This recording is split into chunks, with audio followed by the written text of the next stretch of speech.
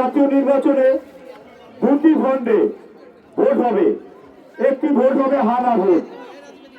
এই হানা ভোটের একটু কথা আমি বলতে চাই, আপনারা একটু ধৈর্য সহকারে শুনুন। আপনারা যদি হা ভোট দেন, এখানে সরকার একটু চতুরামি করেছে। হানা ভোটের প্রয়োজন নাই। জুলাইকে আমরা ধারণ করি ঠিক আছে, কিন্তু ৭১কে তো আমরা বাদ দিতে পারবো না।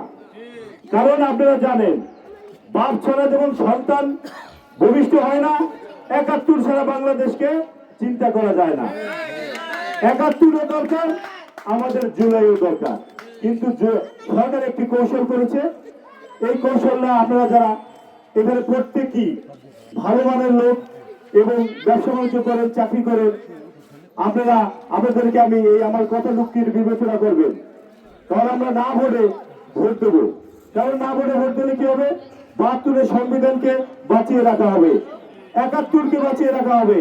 ৭১ আমার মা বোন সংগ্রাম হারিয়েছে এবং বাবারা জীবন দিয়েছে। তাদের রক্তের উপরে দাঁড়িয়ে আমরা তাদের ৭১কে আমি না বলতে পারি না। আমরা জুলাইকেও ধারণ করবো, জুলাইকেও আমরা না বলি না, কিন্তু ৭১কে বাদ দিয়ে তো আমাদের জুলাই না। তাই আপনাদেরকে আমি অনুরোধ করবো, আপনারা না বলে ভোট দেবেন এবং ৭১কে বাঁচিয়ে রাখবেন। আর